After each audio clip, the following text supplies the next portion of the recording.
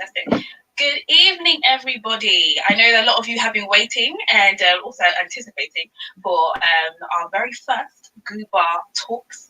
I just want to say good evening to you all and thank you all so much for tuning in today for our very first webinar.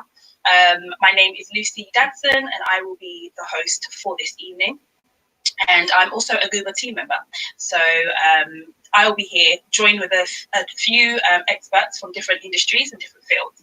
And I know that a lot of you have attended our previous event back in February, or some of you may not have attended, but all we were focusing on is, you know, the diasporans moving back to Ghana and finding opportunities, because some of us have plans to move back, and that was what it was focused on. So with everything that's going on in with the pandemic, and you know, we're living in very uncertain times, the GUBA Careers team have put on this webinar to help each and every one of us as we are at home to utilize this time to inform ourselves and also just gain some insight into how we can move forward after COVID-19. So for the next 4 weeks, the GUBA Talks will be having webinars. So I would encourage that you all follow us on our social media platforms to find out the different areas in which we'll be talking about during these unprecedented times. We'll be focusing on the impact of COVID-19 in areas such as families, business, and also individuals. So please do follow us on our social media platforms to gain more insight and also be informed as to what will be coming up in the next couple of weeks. So to kickstart the GUBA Talks webinar this evening, I'll be joined by a number of experts, as I previously mentioned, from different areas to discuss a number of issues, the impact of COVID-19 on the diaspora in transition, and to also delve a bit deeper into how it could potentially affect your progress of establishing a business, being recruited, and also your ability to buy land, and overall how one's ability in their transition during these unprecedented times, because as we all know, we are currently all in lockdown. So finding out how and different ways in which this is going to affect us being in the diaspora is very, very key.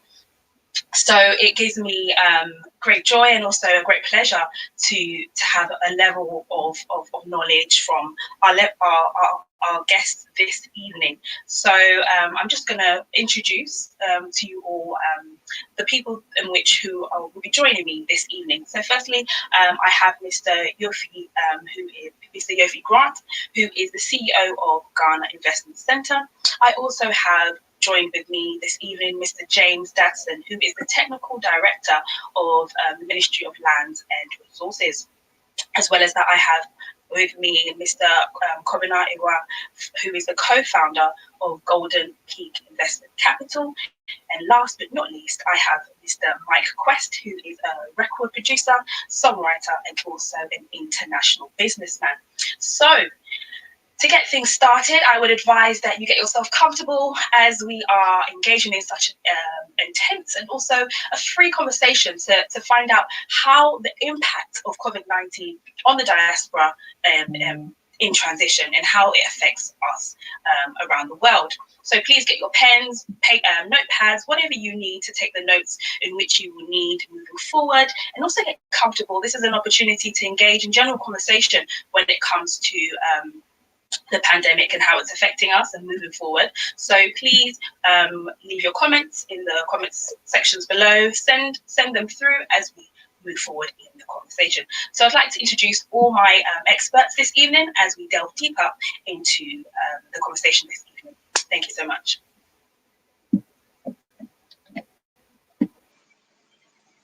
Good evening, Mr. James Dadson. How are you? Good. How are you? I'm very well, thank you. I'm very well, thank you. How are you doing? Before we move any further, how are you doing? How's everything been? Business, family, how's everything going? Well, I'm good, and just making sure that I follow all the instructions that are coming from the presidency and all the COVID team. And so once we're doing that, then we are good. Fantastic. So, am I right in saying that right now you're working from home, or are you still going into the office? Because I know that some businesses have not completely opened. They're in a transition. Oh, we are back, but Okay. what we do, all the essential staff come to work every day. Same with our land sector agencies like the Lands Commission. And then for the rest of the staff, we run an alternative program. So if some come in this time, and then others will come in another time, especially the non-essential staff. Yeah. Okay, fantastic. So with everything that has been going on with, COVID-19, our discussion this evening is to discuss the impact of COVID-19 on the diaspora in transition. As we met back in February, where you joined us for the first GUBA careers event, which was very, very insightful. For those that attended, would definitely agree with me. And it's so weird to know that things have changed so drastically between that short space of time. So I just want to firstly delve in terms of land, because that's the area in which you know so much about, and I think it's good for us to also be informed as to what steps we need to take with COVID happening and with regards to land. So I just wanted to find out from you, when it comes to acquiring land in with COVID-19, have there been any new regulations or laws that have been put in place with the COVID-19? Not exactly. Our laws remain the same. Okay. And let me also say that land still remains a safe investment. Okay. During the lockdown period, even the Lands Commission had its own core staff who were working to clear all the backlog during the period. And so the position as far as land management is concerned has not changed. People are still going around making inquiries about land, but I must say that the numbers have dropped a bit because everybody is just waiting to see how things go. Some research has indicated that land values for various purposes either have remained the same or have dropped down a little bit. Because even though people are taking advantage of the current situation to acquire property, and some landlords also think that it's an opportunity to let go of some of their property and have money for other purposes or to take good care of themselves. The fact that movement is restricted has affected everything, and land is one of the areas that are most affected, because people are looking at healthcare, people are looking at food and essentials, and so our area is not in one of the very active ones. But as far as the land services are concerned, the structures are still there, and people are able to buy land and to register without any hindrance. Yes, of course. So we talked about the decreases. So roughly, can you give us an idea in terms of figures as to how it's affected it in that sense? Well, in terms of maybe we can look at some percentages.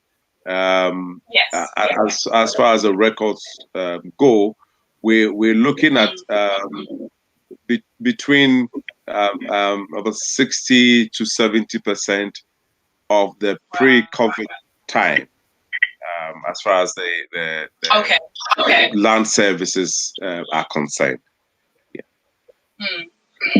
Okay.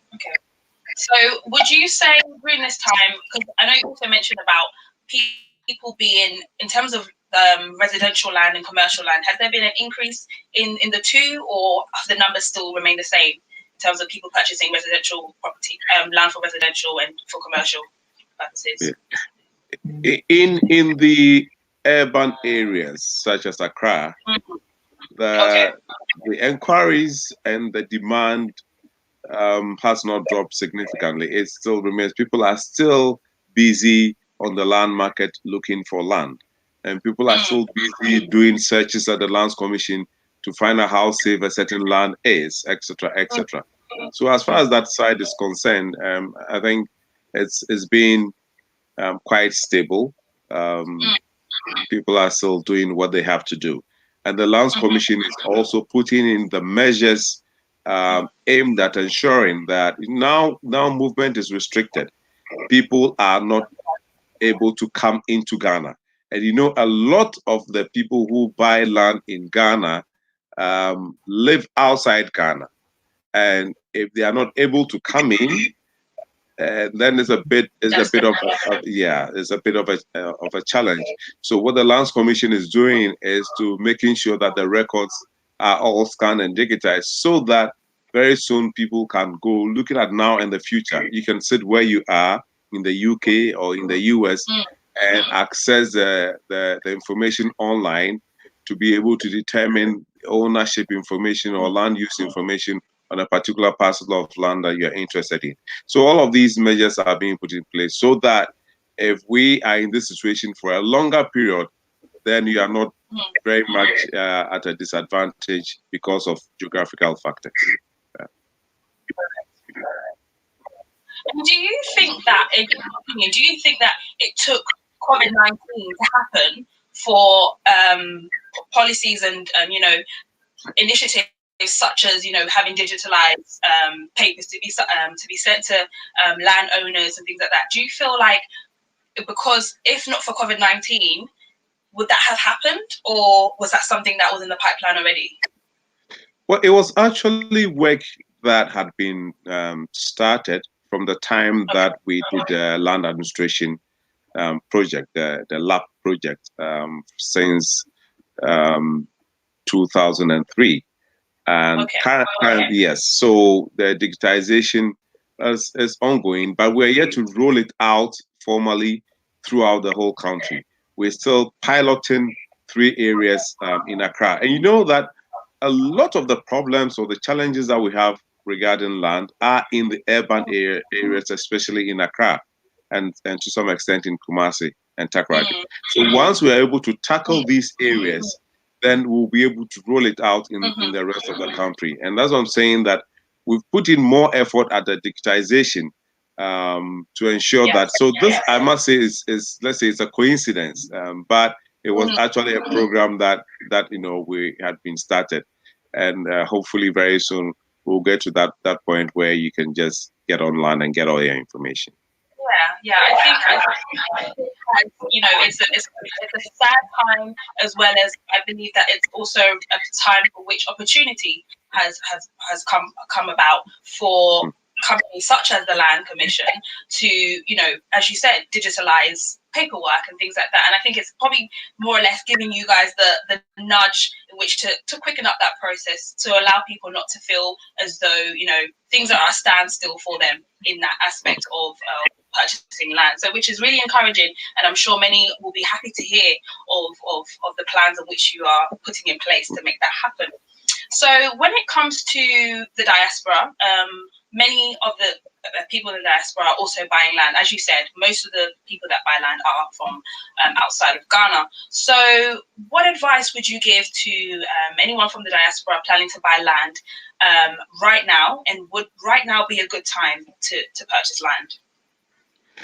Yes, it is a good time to purchase land. But I would also advise that as much as possible, we deal with professionals or professional institutions. So in Ghana, we have the Ghana Institution of Surveyors, we have the Licensed Surveyors Association of Ghana, we have the Judiciary, we have the Ghana Bar Association. You see, all of these are there. And then at the Lands Commission, we have the Lands Commission's own website where you can go and access information. They have their contact telephone number that you can reach during working hours and make all your inquiries by phone or by mail. So you can do that. Do a combination. Get on the Lands Commission website and also get the addresses of the various professional bodies in the land market that can assist you to buy land. Okay, fantastic. And I think your answer relates to the question that we have on the screen. I'm not too sure if you can see that from Yes. a gentleman called Eddie. How would you advise someone from the diaspora who is not, which I think you've answered from the previous question, to identify and look at land at first step? Where should one be accessing this information specifically? Yes, for if you want to have information on land for an organization such as the TEMA, TDC, or any of these estate companies, they have their information online. They have their websites, etc. So you can get that information. But unfortunately, for a lot of our landowners, they haven't gone digital. So it's a bit of a challenge, and that is why you have to revert to the professionals to assist you. But for the real estate companies, I believe that you can get all their information online and their contacts as well.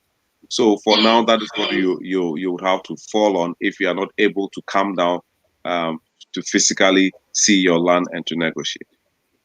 Okay, that's that answered your question.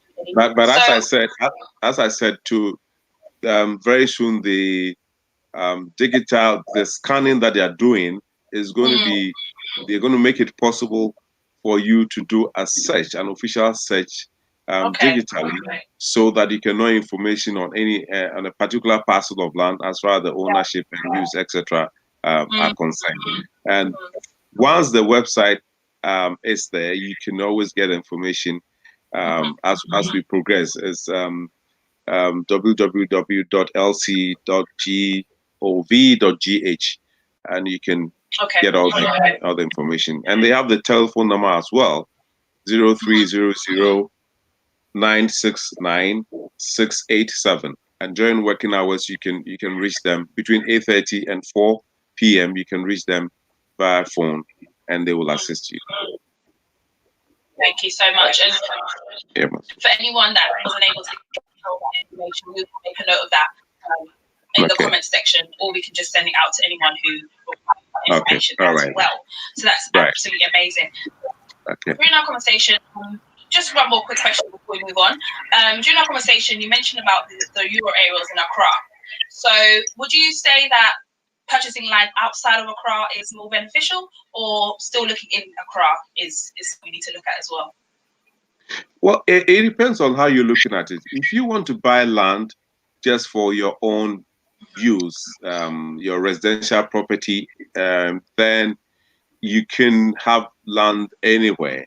And of course, the further you move away from Accra, the cheaper the land is, and the less likely you're going to fall into any litigation.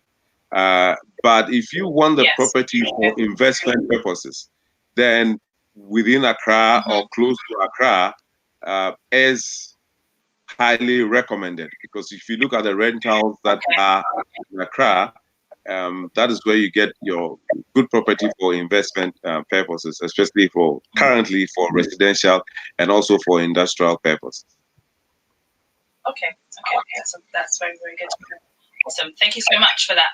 And just before I invite on my next guest, I'm just going to take on this one question, and it says, to what extent is there any collaboration between the Land Commission and the Diaspora Office to help diasporans purchase land in Ghana?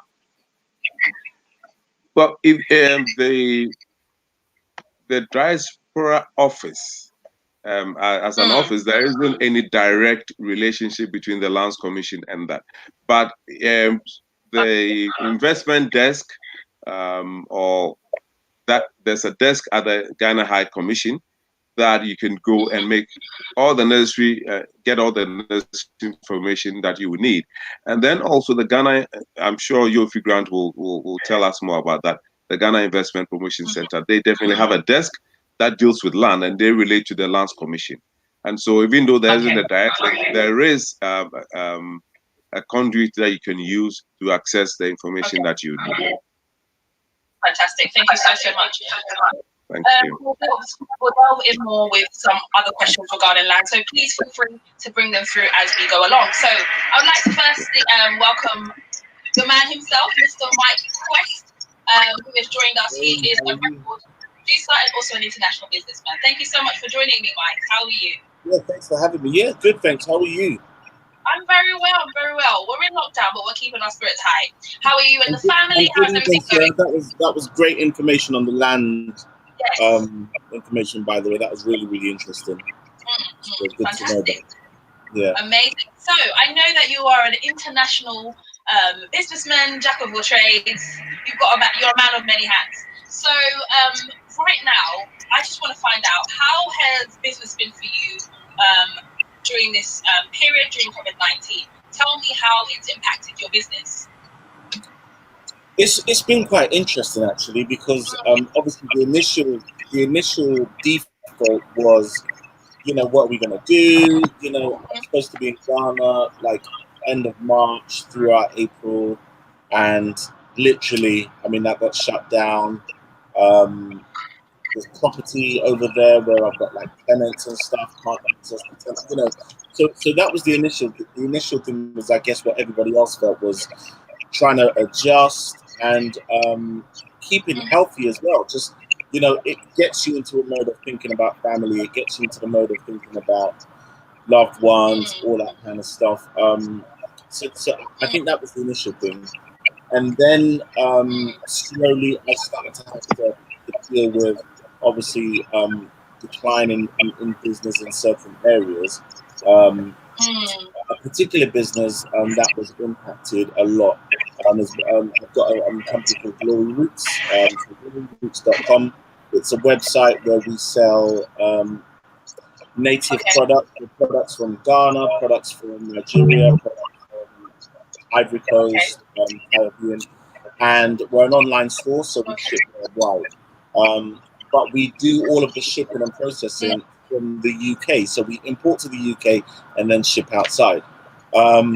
So one of the initial impacts was stock, because we then realized very quickly that we were going to have an issue restocking a lot of our products.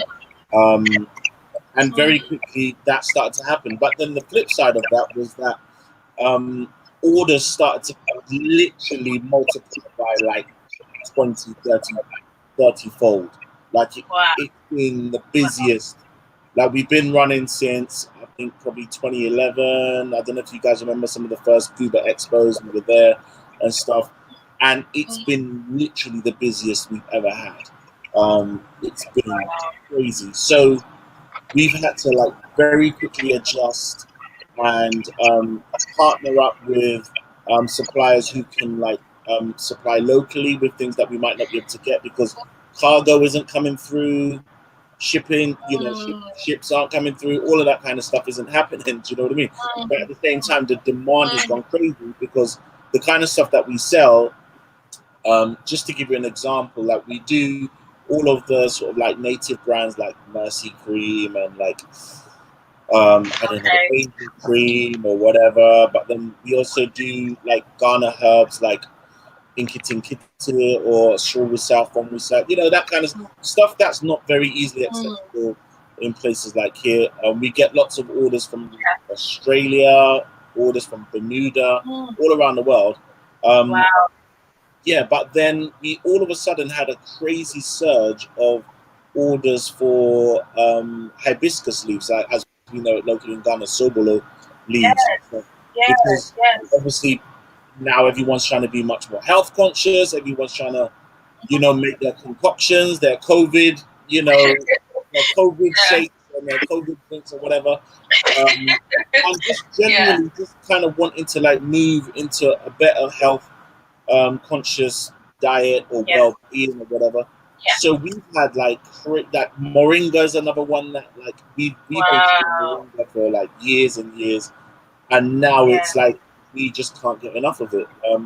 So just goes to show, so it goes to, so I think what we've learned, what I've had to learn very quickly is, within these kind of crazy, unprecedented circumstances, there's always an advantage that can be, you know, taken. It's like, the gentleman was just saying before, even with land, it's like, you know, people might be selling land much cheaper than they would usually, or selling off property because they need to raise capital or whatever. And I think it's about adjusting, not panicking, and just seeing if there's any advantage that can be made in the circumstance. And if there isn't, then just sort of just staying level-headed, really. Yeah.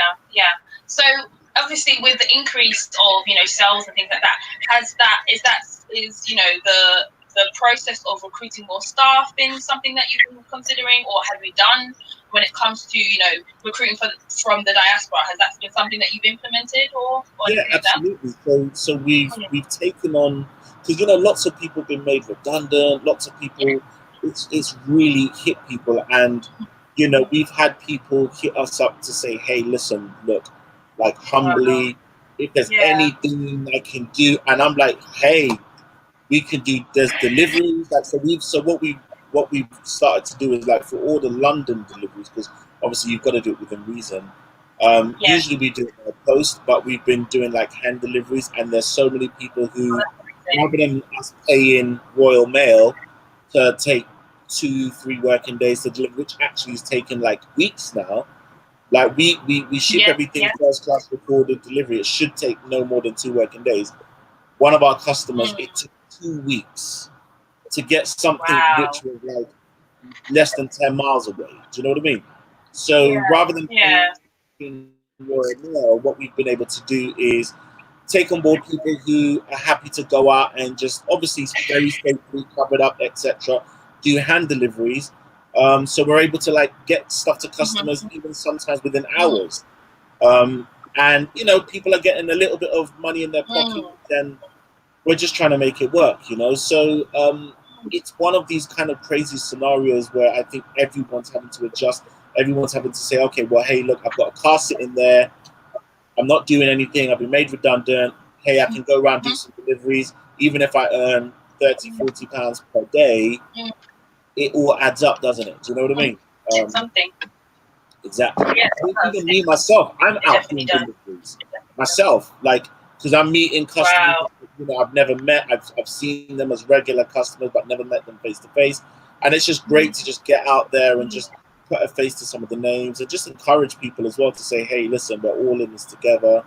And that's what that's how it's kind of impacted. But then on the music front, for example, it's been a lot easier because everyone knows no one can go nowhere. So there's a lot more time to be in the studio, working on stuff, finishing tracks, and again, making it be a positive then rather than a negative impact, really. Yeah, I totally agree with you. And that's absolutely amazing with everything that is going on. You've managed to find, you know, an opportunity with that, and it's brought forth a great, and you're also helping someone, which is other people as well, which is really amazing. So thank you so much for opening up those opportunities for people to earn money as well during this time. So I've just got a question here for everyone. Second from Wasma Osei, which says, which areas in Ghana would Mr. James advise diasporans to invest in? And this, Mr. James, are you there? Can you hear me? Yes. Right. Yeah, so thank you. On the screen. Yes, I can see that. Awesome. If you could just just the question at the bottom for me, which areas in Ghana would Mr. James Dadson advise diasporans to invest in, please? So it depends on what you want to use the land for. Those are the purpose of the investment. As I said, if you want land for agricultural purposes, of course you want to go to areas where the lands are fertile, and also for the purpose. Because if you want to do cashew, for example, there's a soil type that you need, and so you need to go to the Ministry of Agric, and they will give you all the information on the various land uses, and also to some extent a GIPC. So it depends on what you want to use the land for. If you want it for real estate, for example, then you need to go to areas where the demand is relatively high. And that is the urban areas and the peri-urban areas for real estate. And then for your own individual purpose. Of course, you want to go to areas where the services, the infrastructure is good or close by. So you have water, you have electricity, and you have relatively good roads, just for your convenience. You need to look at all of these before you make that decision to buy property. Awesome. Thank you so much for that. And right now, I'm just currently joined by another expert who is here to shed some light on his level of experience and also his knowledge on his journey at being in business and what he's faced. So we're just waiting for him to come on now. I believe the struggle with our internet has really been tested in this season, but we're still pushing on. So as we wait for our next guest, I'm just going to put this question to you, Mike. So with everything that's happening, what advice would you give to anyone looking to move back to Ghana during these times? What would you say to anyone thinking of it? And this is to you, Mike. Sorry. Oh, this is to me. Okay, cool. Hello. Great. Yeah, I can hear you. Yeah. Sorry. Yeah. Yeah, I mean, I think with everything that's happening, I think, still press on, still continue exploring, still continue joining things like, GUBA Talks and, connecting with people such as, Mr. Dadson. I think it's really a time to build your network of contact, learning. Yes, you can't fly there tomorrow, you can't fly there next week, but what you certainly can do is get online, get on LinkedIn, get on social media, and do the research. Because moving to Ghana or even investing in Ghana is not something that is a straightforward thing. There's lots, you have to be very clear. I mean, even Mr. Dadson was just talking about different types of land, for example. So many people contact me because I do a little bit of real estate. Oh, where can I buy land, etc., etc. But it's like, well, what's the purpose of the land? What are you trying to do?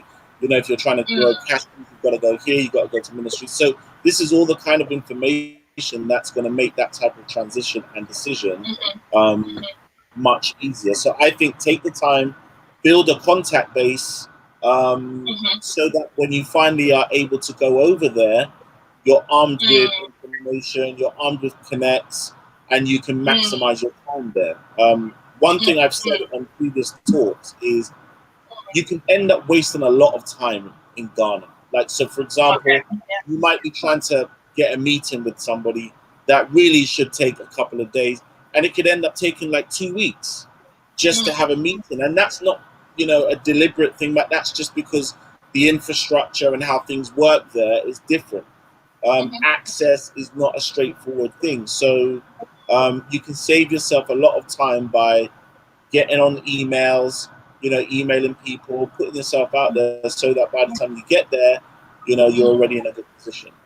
Yeah, I totally agree with you. And I think taking advantage, as you said, networking, getting on LinkedIn, I believe, and I will testify to LinkedIn being a very, very good tool. I think we've lost Mike. So just following on what Mike was saying, I think this is a great time to build network, to build connections with people in Ghana that you plan to, go into business with, and with everyone in the lockdown, make use of the Skype and FaceTimes. But yes, this evening, so thirdly, this evening I'm joined with Kobbina, who is the CEO of Golden Peaks Investment Capital. Good evening, Kobbina. How are you? Yeah, hi, doing good. And yourself? I'm very well, thank you. I'm very, very well. How has everything been? How's your family? How are you? How are you keeping during this time? Yeah, I mean it's pretty much unusual times for everyone, right? Yeah, it definitely. Yeah, we're getting used to it, and hopefully we can get back to some kind of normal lifestyle in the next couple of months. So let's hope. Yeah, I totally agree with you. So just to give our viewers a bit of context as to what you do, and if you could just tell us a little bit about yourself and what you're involved in and things like that. Yeah, so I co-founded Golden Peak Investment Capital with a couple of other folks. And initially the idea was to invest in SMEs and then scale them up quickly. Soon we started venturing out into a franchise play, and we ended up bringing the Pingberry frozen yogurt franchise to Africa. And Ghana was the first country in the continent to have the Pingberry franchise. I mean, since then we've made some other investments in SMEs. The investments that come up good, and we've been able to scale them to achieve some kind of a critical mass in the past couple of years. So that's been our activity. Has basically been around acquiring majority stakes in local SMEs primarily, and bringing in some expertise to help them scale. Okay, that's fantastic. So I know that aside from the business and the investments that you deal with, I know that you are also a Harvard graduate as well. So you've also experienced, and you've been out of Ghana, and you have that level of experience and exposure.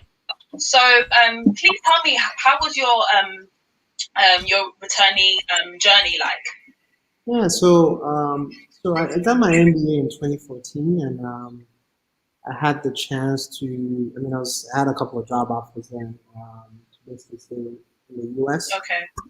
But I wanted to end up in Ghana, right? And the path wasn't too clear for me, because you sort of, I think for most people in the diaspora, you sort of become comfortable, right? With it's just to live in the US, be a middle class, afford a house, get a mortgage.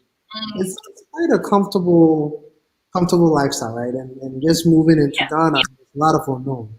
I mean, can I even get a mortgage? Everything is in cash.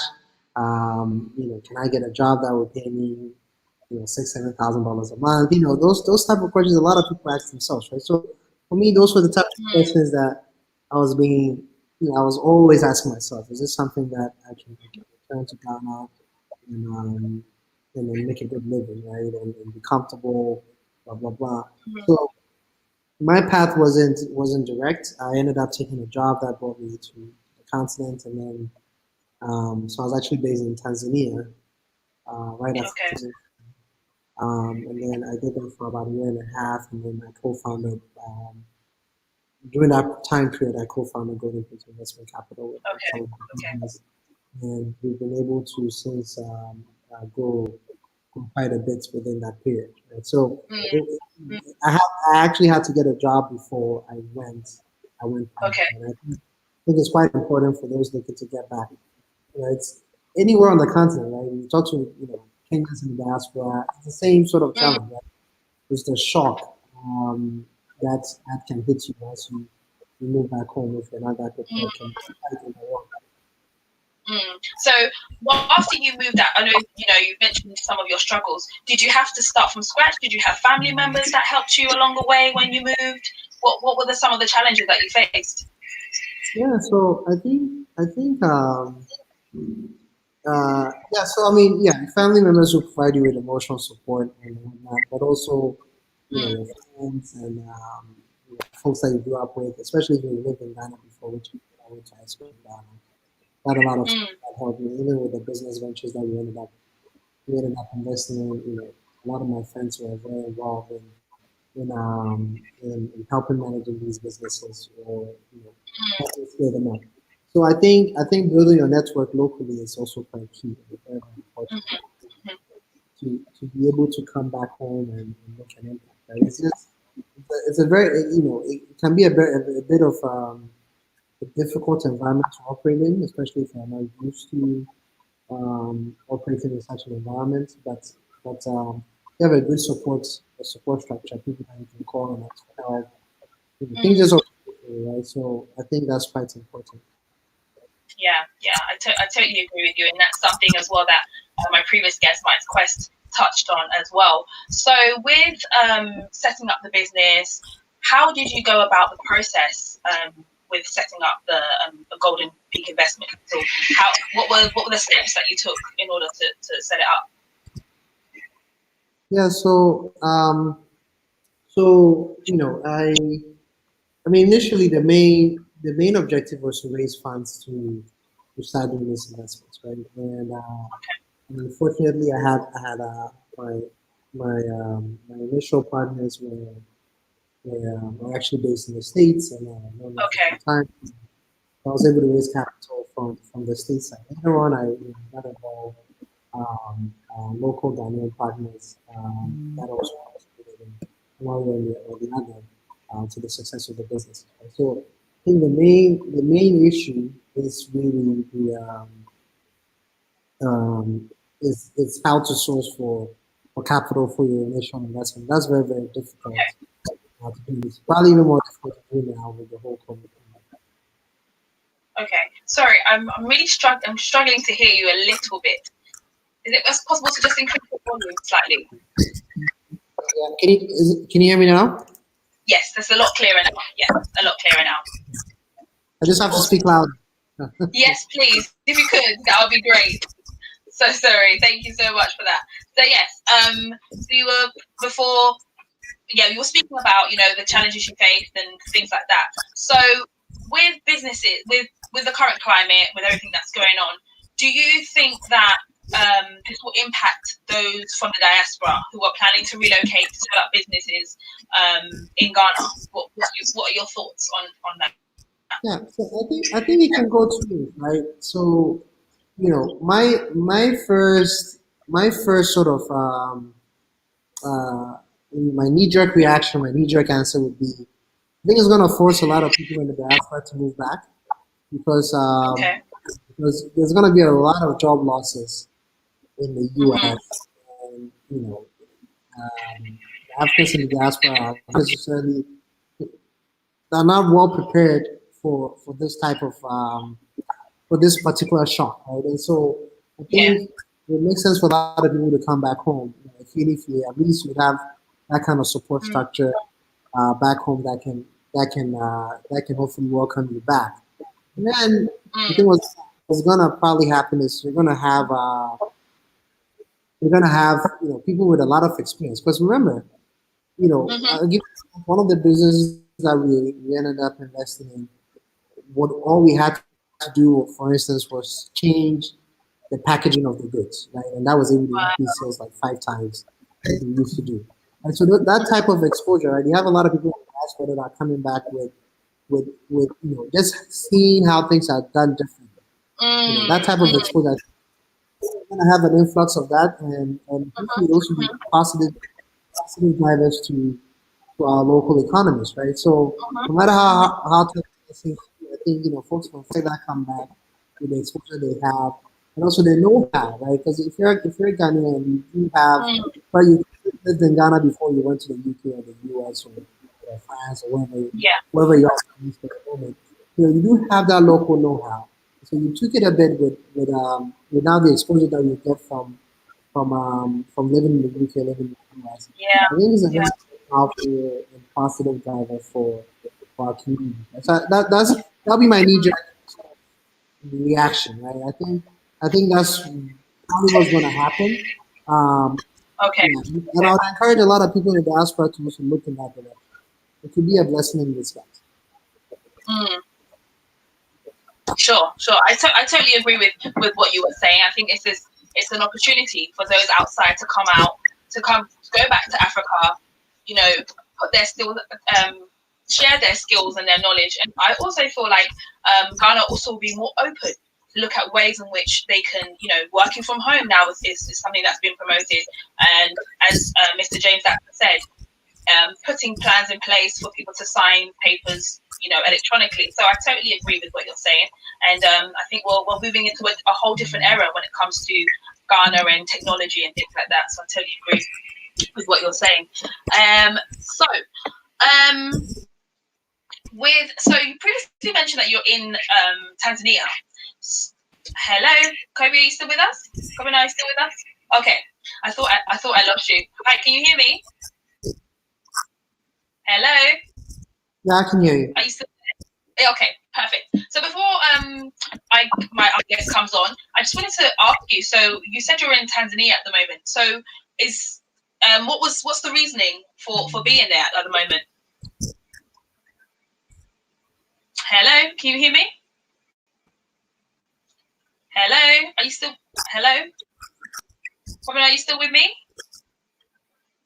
Hello, I think I've lost him based on internet connection. However, just a comment. I'm just going to read a comment that was been made by Mivlin, which Joyce Lynn, which just to meet one person in Ghana can take more than 2 to 3 weeks to meet than just 30 minutes. I totally agree with you on that. Thank you so much for joining me, Mr. Dadson, once again. Thank you. I hope that you're well and doing good this evening. Thank you so much for spending your time as well with me this evening. It's been very, very insightful, and I hope that people are learning a lot more when it comes to land. So, right now, as we've been discussing when it comes to land, I just want to find out from you where, as you've mentioned a few places where people can inquire about land. So, what is the situation with those that are not able to are not able to go through the official ways of buying land, but want to buy land in different ways? Is there any other ways in which they can buy land by not going through? Well, we have lands that are owned by individuals. We have lands that are owned by families or stools or skins, depending on the location. The essential thing is to check, first of all, from the records of the Lands Commission on the particular parcel of land that you are interested in, to be sure what has already been recorded.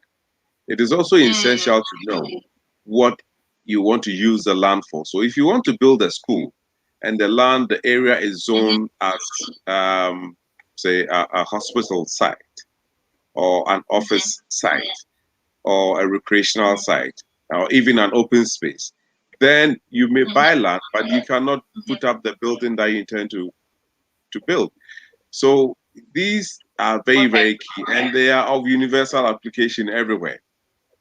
What we're saying is that even with some of the family lands, they have their own land secretariats where they keep records on their land transactions. So you need to get to that physical area. We have the Office of the Administrator of Stool Lands. They have information on the various stool land areas. So you can contact this office and they will be able to guide you. If it is Obuasi you want to go to, if it is Tamale you want to go to, they'll be able to advise you on which specific address to, or which stool or which family you should contact. So all this information is up there for Ghanaians to access. And then also, we, as I said, we have the professionals who belong to various associations who can assist you to buy land. Our laws also permit you to grant what is known as power of attorney to someone to represent your interests. So it can be anyone. Yes, it can be a professional. It can be a lawyer. It can be a surveyor. It can be even your own relative. You give the person that authorization to transact on your behalf, and that is also possible. So these are the various measures or steps that you can go through to get access if you want to purchase land anywhere. Okay. So it's great to know that these places are available for people to purchase land, but you also tend to hear a lot of the time that diasporans are put off with purchasing land, especially those that are not able to visit Ghana. So what things are being put in place to ease off the pressure and the frustration for those in the diaspora when it comes to purchasing land? See, I already mentioned the hello. Yes, I've talked about the Lands Commission address, which gives information about the services. Because mind you, currently in Ghana, the only statutory body that is responsible for registration of all land transactions in Ghana is the Lands Commission, and the Lands Commission alone. So if, Okay. if you want to register your land, that is the only place you can go to have your land registered. You can have your land documents, yes, handed over to a power of attorney, as I said, to someone in Ghana to be able to take your land through the processes and have it registered for you, even in your absence. Okay. Absolutely, that's definitely answered that question, and I believe that will ease off the pressure for those that are not able to, come to Ghana to purchase land. I believe we have my other guests will be joining me soon. So are we in the? Okay, is he ready at the moment? 1 second. Okay, so whilst I wait for him, okay, I think he's with me now. Hello. Hello. Hello, good evening, Mr. Yofi. Hello. Hello. Hello, Mr. Yofi Grant. How are you? I'm pretty good. Pretty Fantastic. good. Sorry, I was not able to join at the very beginning because I had problems getting my mic and the video showing. No Even worries. as I speak right now, I can see I've disappeared. Yes, you have disappeared. Hello? Yes, you have. I can't seem to see. I can't. I know my. Are you able to switch on your camera at all? Yeah, it was on. It says you're on the show and everybody can see and hear you, but I can't see myself. Yeah. Is it possible to? Because the camera might not be facing yourself. But not to worry. Not to worry. You're still with us. Yes. Not to worry at all. In the meantime, if you are able to navigate your camera, then that's perfectly fine. But if not, don't worry. Let us carry on, and then hopefully you'll be able to come back on the video. Is that okay? That's fine. That's all right. Fine. Awesome. Fantastic. So I trust that all is well. Oh yes, I think we'll. Yay! Well, I've reappeared. So. Fantastic. Thank you so much. You weren't giving up. I love the spirit. I love that. Thank you so much. No, I don't give up easily. You're welcome. Thank you. All right. So, I just wanted to. I hope that you're well and everything's going well. And yes, just wanted to firstly just kick off and ask, how has the COVID-19 affected the FDI in Ghana? Oh, quite significantly.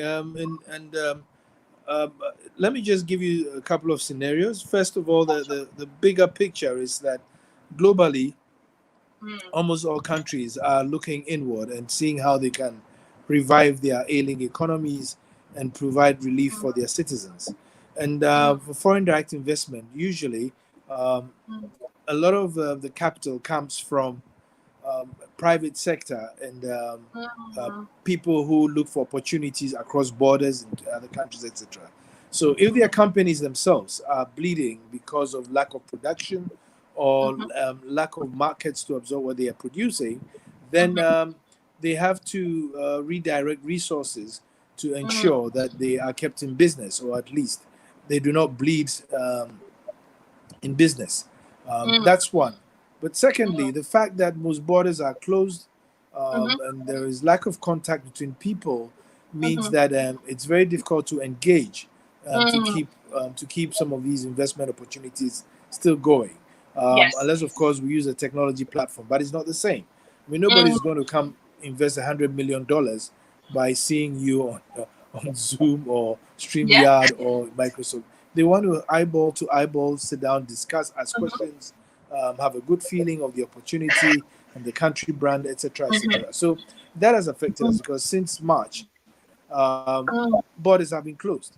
So there's been a little bit of a seizure of business activity between investee countries and investment opportunities, and then investors who are looking for opportunities.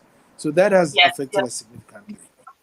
And in areas in particular, when we look at employment and in industries and especially in specific sectors or industries, how has COVID affected employment?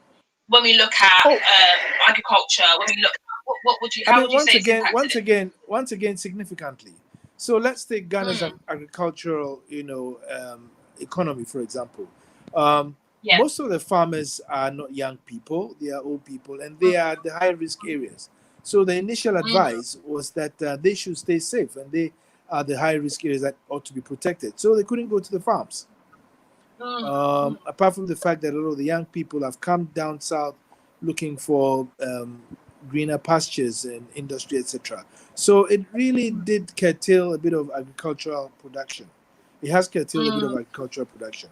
But also the fact that there was a lockdown meant that there was no free movement of goods and people. So even products that were harvested inland couldn't come to the market areas because of that lockdown, which was definitely necessary to try and curtail the impact of the COVID-19. Now, secondly, I totally agree with you. Here's an industry, of course, the fact that you had to immediately activate social distancing and physical distancing meant that it was very difficult to get factories to work. And therefore, quite a number of factories either were working on very lame terms or virtually closed down to prevent infection under a lockdown. And so that in itself has also impacted significantly on how industry functions. And then, of course, because of all this sudden seizure of activity and movement, it meant that even demand was curtailed. Because people then would only start looking for bare essentials that ensure, survival: food, medicines, sanitizers, and stuff like that. We're not now going to look out. I mean, not a time to now go looking out for fancy clothes or shoes or anything of the sort. Yes. I totally agree with you in that sense. So when we look at so our conversation for today is the impact of COVID-19 on the diaspora in transition. So what advice would you give to those that are looking to start ventures in Ghana or have even started ventures in Ghana? Well, I think there's still opportunity in the sense that what COVID-19 has come to do is to change how we do things. I think the world is going to be a totally different place from now on. And post COVID-19, which I sincerely pray should happen soon, means that first there must be recovery. And that recovery also indicates opportunity, especially to ensure national supply chains intact. And that opens opportunity for Ghanaians looking to manufacture in Ghana, for the West Africa region, and for the African region. That also opens opportunity for those who are now coming to look at businesses that can be started quickly to regenerate activity. And we saw that during the lockdowns, a lot of the industry here now converted their plans to provide PPEs and sanitizers and health stuff. And so those are where the immediate opportunities lie. And of course, food processing. Everybody eats, and this is now the time to look at food processing quite actively. There are certain industries that unfortunately are barely surviving, like the hospitality industry, like the aviation industry. These are barely surviving, and it will take them a while to claw back and then become vibrant. But those that are clearly need areas, food, shelter, are going to be the most exciting areas. Technology is going to be a very exciting area because, like I said, things have changed. The world is no more going to be where it is. And so technology, I believe, is going to become bigger than it was before. On the big ticket items, of course, I believe that most African countries are going to look at infrastructure, comprehensive and integrative infrastructure, to make sure that now communities are better linked, are better informed, and the communication between communities and traveling between communities is much more efficient.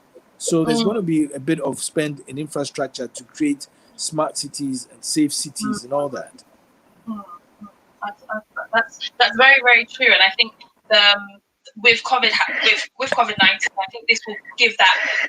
This is the time in which that move can be made into making sure that the infrastructures are in place when it comes to, when the market sellers and putting schemes in place for your local Ghanaian, because data is being gathered, which I think is very important as well.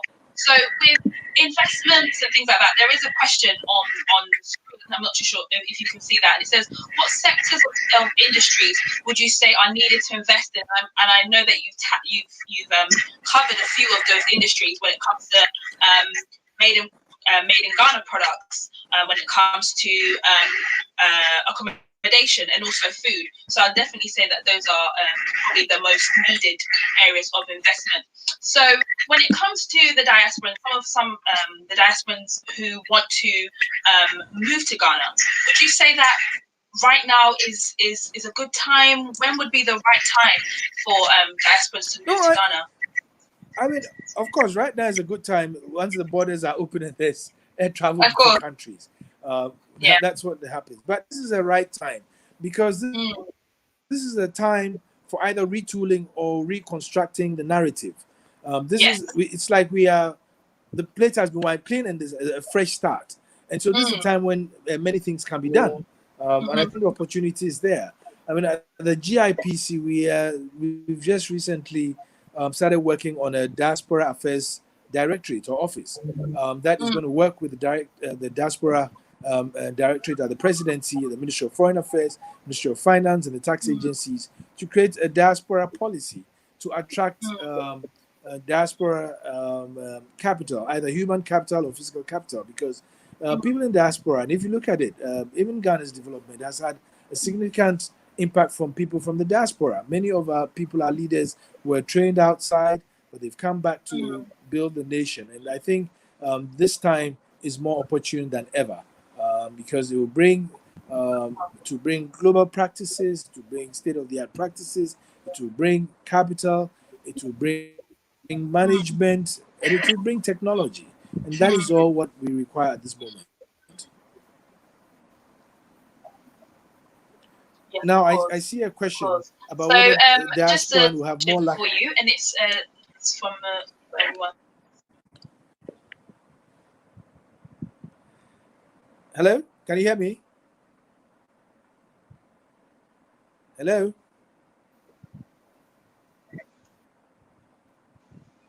Hello? Hello? Can you hear me? Are you still there? I can hear you now. Yes. Hello? Yes, I just see the question. Yes, I can hear you. Yes, I can hear you. Yeah. Would the diaspora have more luck getting jobs on creating businesses post-COVID? Okay, great. Awesome. So yes, just I would hesitate to answer that question that the diaspora will have more luck getting jobs and creating businesses post-COVID. To the extent that they have the requisite skills, they have what is required, I think they would have a fair competition of getting jobs like any other person. You must also understand that there are people who have been here all their lives and understand the nuances of doing business here. Most diasporans will have a struggle understanding that. But what is becoming almost very clear is the opportunity for partnerships. And I think that the opportunity, not just for getting jobs, but for creating businesses is just as good as anywhere else. And if you have the capital, it's even easier for you. Yes. Okay. And with those coming over, so would you say that would increase opportunities to create employment as well for those in Ghana? Oh, absolutely.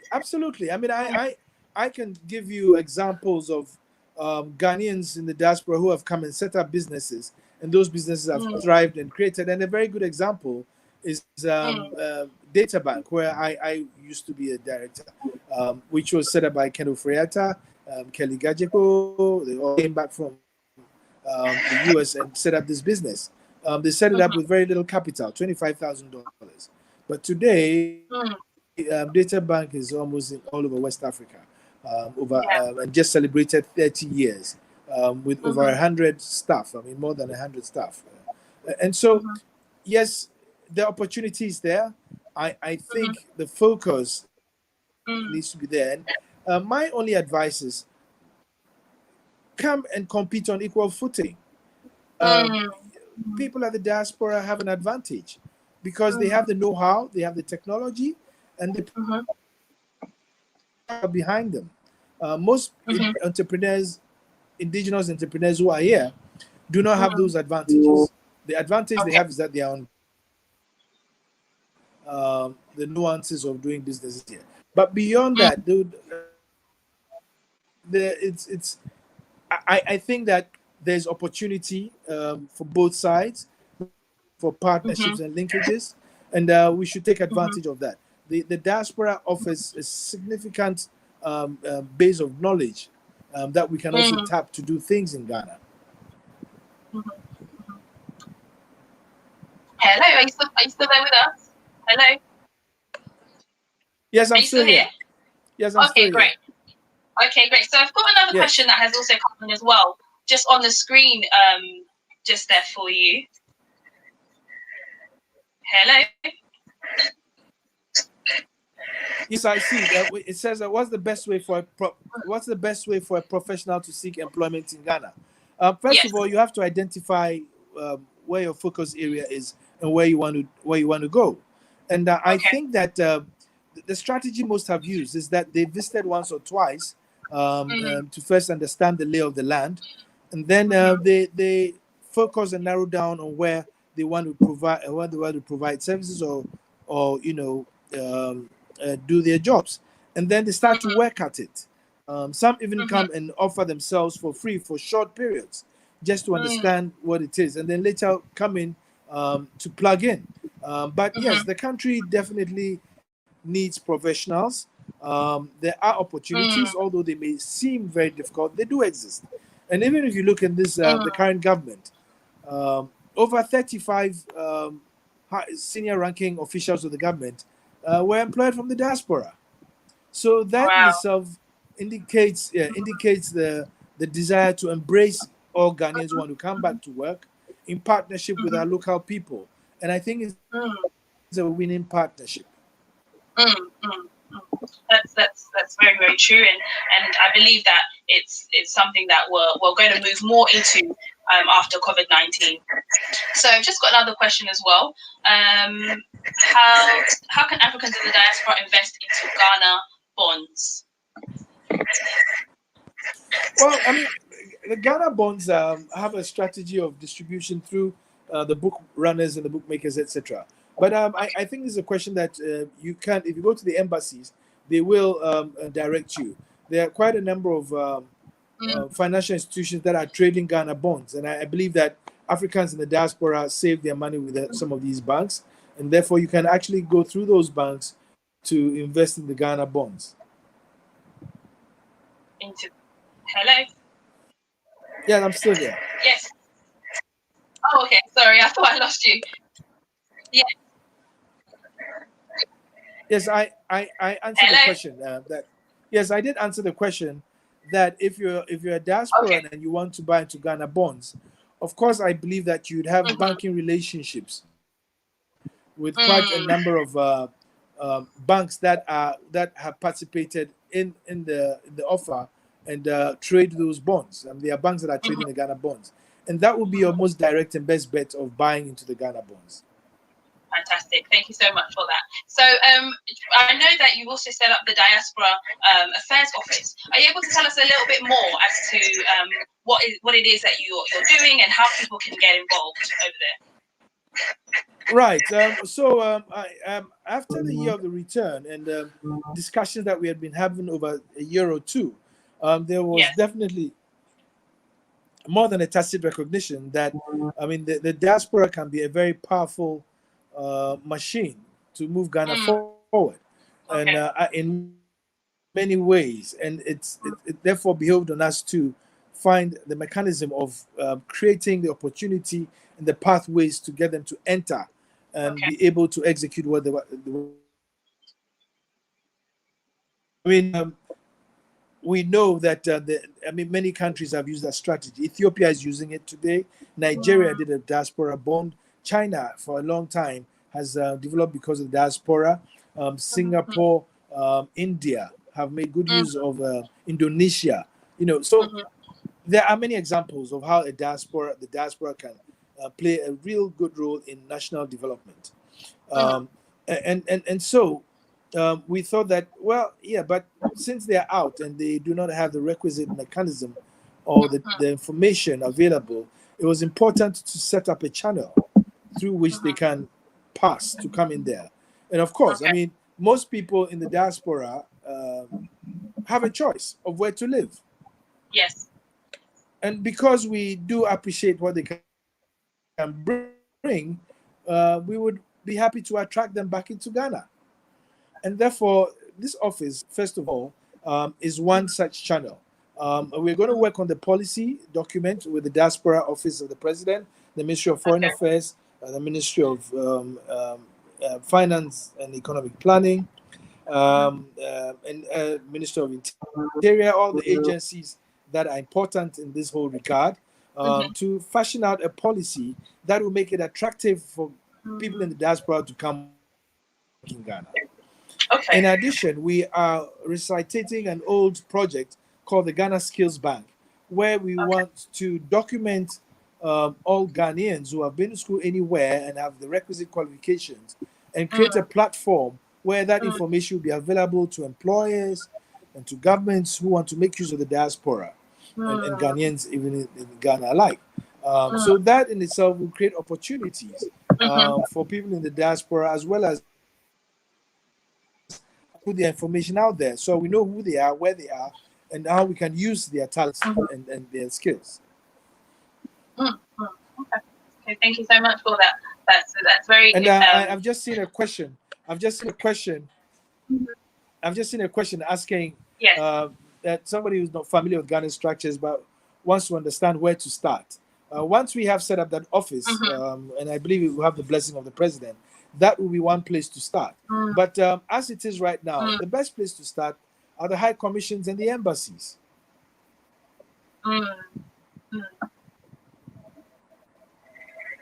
Hello, you still there? Oh, yes. So yes, I'm still here. Yes, I'm still here.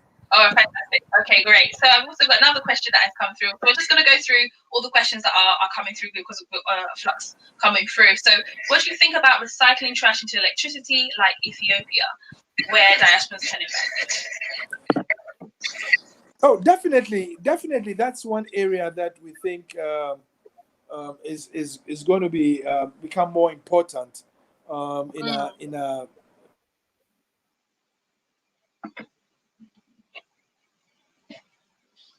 Hello.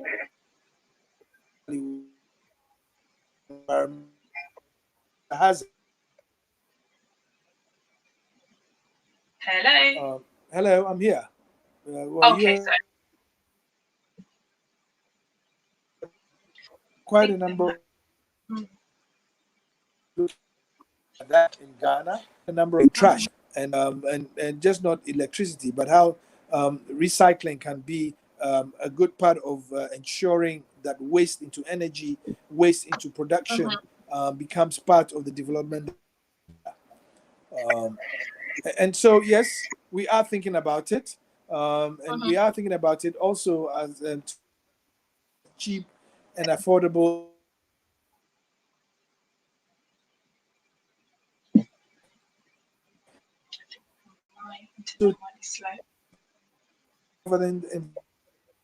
Environmental problem. So can you hear? Yes, I can hear you. I think I may have lost you. So sorry about that. I think I missed the last. Okay, now there's an.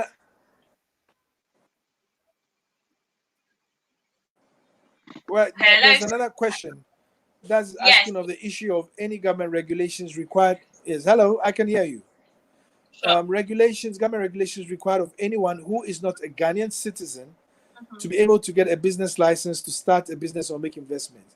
Indeed, I believe that Ghana is one of the most open countries for investors. We do have a very attractive investment, should I say, platform or investment code with incentives for investors who invest in certain areas and above certain amount.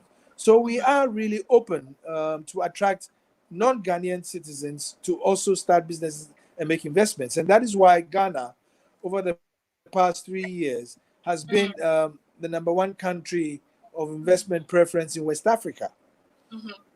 and Ghana has attracted more FDI than any of the other West African countries, because we do have very attractive opportunities, but also an attractive legal regime which enables foreigners and non-Ghanaians to start businesses. Okay.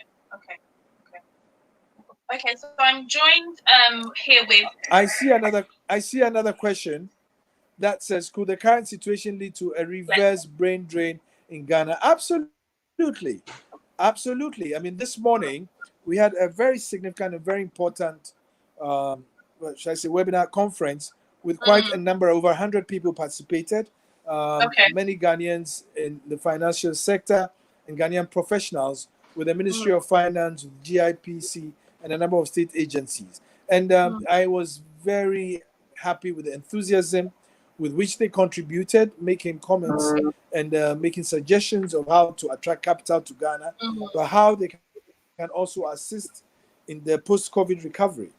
And I think that we are going to see a reverse brain drain, where once we create the opportunity, we are going to see a lot of Ghanaian expertise come back to the continent.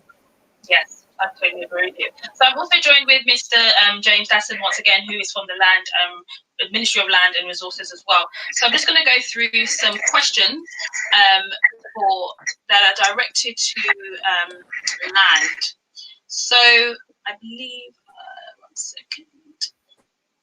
So back to, maybe 1 second. Okay, so when we speak about the issue of any government regulations, yes, require.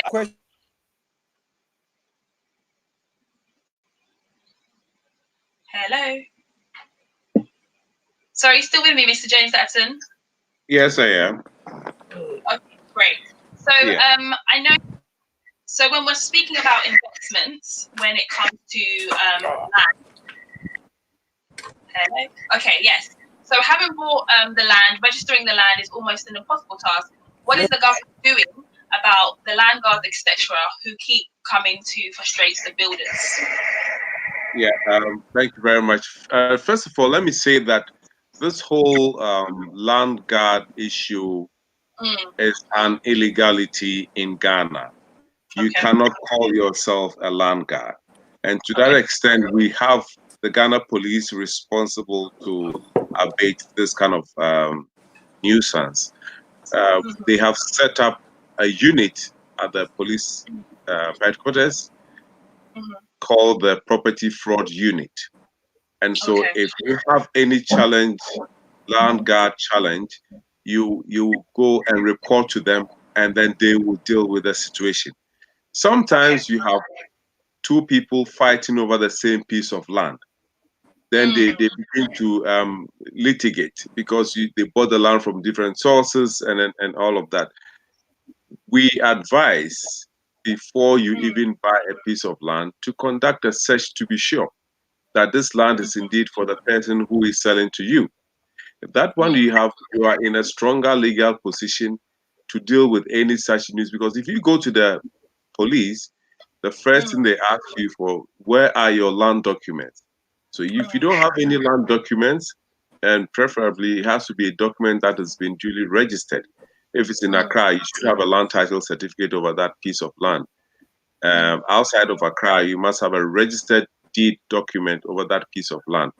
Then you can begin to fight your case with the Ghana police. So we always advise that people must have registered documents on the lands that they buy, so that these problems can be minimized. And also, as I said earlier on, before you buy the land, please go and ensure that you've conducted a search to determine who is the rightful owner of this land. Sometimes we even advise that you go onto the ground where there are developments within the area. You can have local knowledge, find out from the people who have built there, who live there, who did you buy the land from?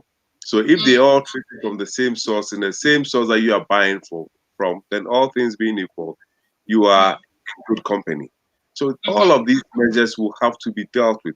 Then we also always advise that somebody has been trained in land administration.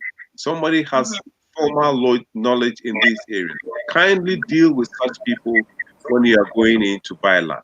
We also have the institutions. We have the Land Use and Spatial Planning Authority, formerly called Town Planning, that determines the various land uses. We advise that before you buy land, please ensure that the land that you are buying conforms to a layout. Otherwise, you can buy a piece of land and then you wake up the next morning and then it actually falls in a road or in an open space.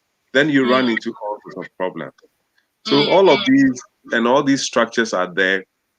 Use them so that you can have safe land for your investment. Yes, totally. Thank you so much, Mr. Dadson, for that.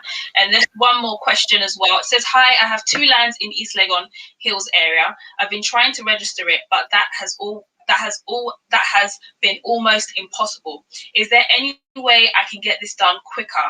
Too many middlemen." Okay, thank you. First of all, you must have a document that is prepared, that is admissible. So your site plan, for example, must be in conformity with the new law of LI 1444. Okay.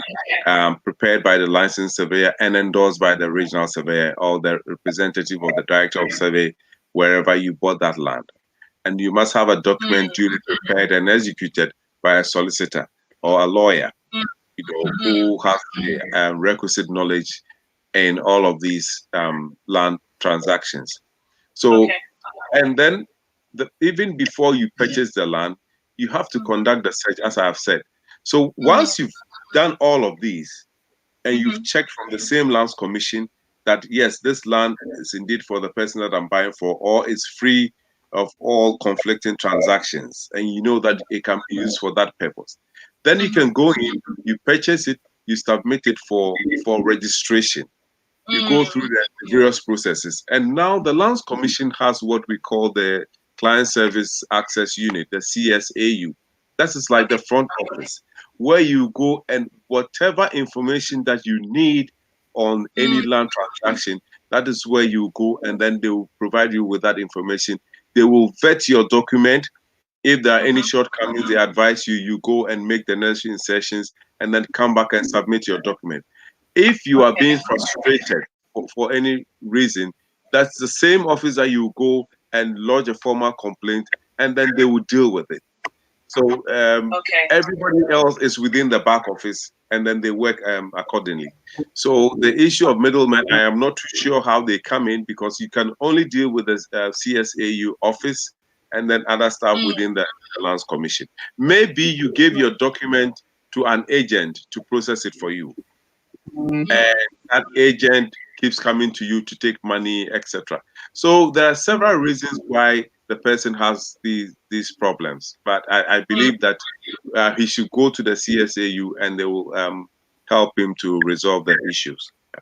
Yes, of course. Yes, of course. Thank you so much, Mr. Dadson, for that. So before we leave, I believe that this the conversation has been very insightful for those that have tuned in, and definitely for myself, I've gained a lot of knowledge from the conversation we've had today, and how COVID-19 is, the impact in which it's having for Ghana and also for those in the diaspora. So just before we leave, and I just wanted to ask, are there any last words or any words of encouragement that you would give to those in the diaspora during this pandemic? Thank you. What I want to say is that the situation where people had challenges buying land and all the unfortunate stories, these things are being tackled vigorously through the land reforms that we are embarking on. I talked about the digitization. You have an address, you have a telephone number that you can contact the Lands Commission. And please, let's be very open about these things. Sometimes we want to buy land and you don't, the left hand doesn't want the right hand to know. You need to go to the office, get the right information so that you can be able to buy land without all the hassle that people go through. The Lands Commission itself is very soon we'll get to the stage where we can even do e-registration of our land transactions. So we are moving towards what technology is heading to. And so that is where the future is. So I want to tell the people in the diaspora, you are not in any disadvantageous position. Your issues will be addressed just as anybody else buying land within Ghana. Our laws are not discriminatory. They are very open and transparent for anybody who has land and wants to register. We advise that if you have land and you are given documents, please come to the office and have it registered. If you keep it at home without registering, what it means is that the person who sold to you can go and sell it to another person, and there'll be nothing in the records to show that you have also bought it. So as soon as you buy land and you are given the requisite documents, please proceed to the Lands Commission office. Depending on which region it is in, if it is Greater Accra, you come to the Accra office. If it's in Ashanti region, you go to the Kumasi office. The Lands Commission has offices throughout the country. And let me state also and repeat that the Lands Commission is the only statutory body responsible for the registration of land in Ghana. They have the monopoly. You cannot go to any other office to do that. Thank you. Okay.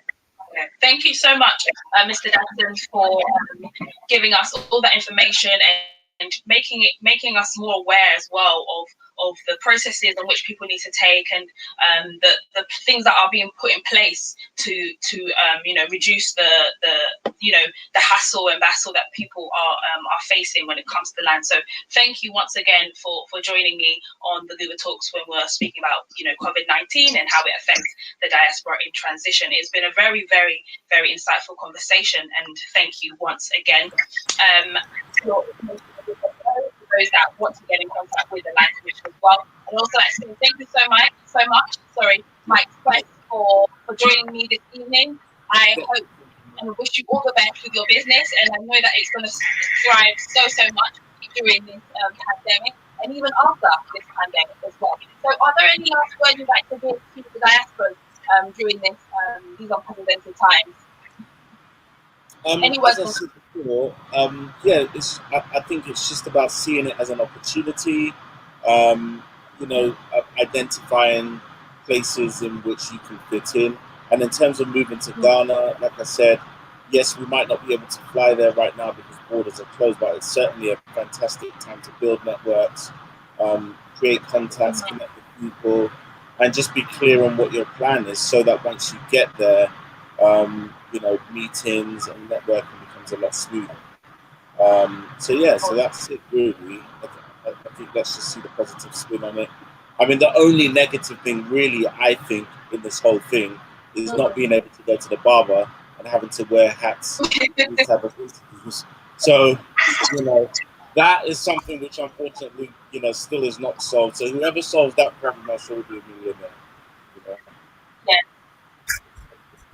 Awesome. Thank you so much once again for your time, and I will also have the information for your businesses as well after the conversation. Yofi Grant, are you with us? Hello. Just waiting to connect with him. Okay. Mr. Grant, are you with us? I'm not too sure. I think we've lost connection with Mr. Grant. But hello, Kobe, are you there? Hello. Okay. Hello, Kobe. Hey. Yeah, I can hear you. Oh, hi.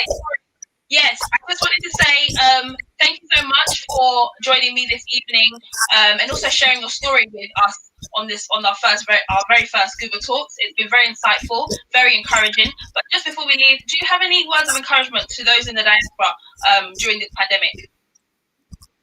Yeah, no, I'll say, like I said before, I think actually now is the time to look really hard at Ghana or Africa in general, and you need to make sure you have a strategy and how you're gonna really be successful, right? So I would encourage people in the diaspora to look. I think now is the time to think about coming home to be the positive you want to be. Yes, of course. Okay. All right. Thank you so much once again. Hello. Okay, thank you so much. Just one last question for you, Mr. Dadson. How do you see the land and real estate industry post-COVID, and what improvements are needed? Yeah, I believe that the future looks very bright because we have currently, well, everything is slow, the borders are closed, and the agencies are taking advantage of the situation to improve upon the state of their land records. And once that is done, it will help us to get more accurate transactions on land. What you have on the land is what will reflect in the records, on ownership, on use, and then your security is assured. That is the way I see it. And we will be driving. COVID is making technology very, very relevant these days. Like what we are doing now is through the medium of technology. And so a lot of our transactions are going to go that way. And it's going to assure us of a reliable way of transacting in land. So I think that we're going to have a good system with technology as the base. Thank you. Thank you so much. Yes, I am totally agree with everything you have said, and thank you so much for your words of wisdom and the knowledge that you've shared with us, Mr. Dadson, once again. So just before I leave and before we end the conversation, I'd like to encourage all of those that have joined us this evening. Thank you once again for spending your time with us this evening, and I hope that you've taken something from this conversation, whether that be with regards to land investments or moving back to Ghana from the diaspora. Thank you all so much for watching once again. Please make sure you follow us on all our social media platforms, and also a big thank you to Mr. Grant, who joined us as well. Thank you once again. I've enjoyed my time, and I hope you have as well. Have a good evening. Please keep safe, and please stay at home. Thank you so much. Bye-bye.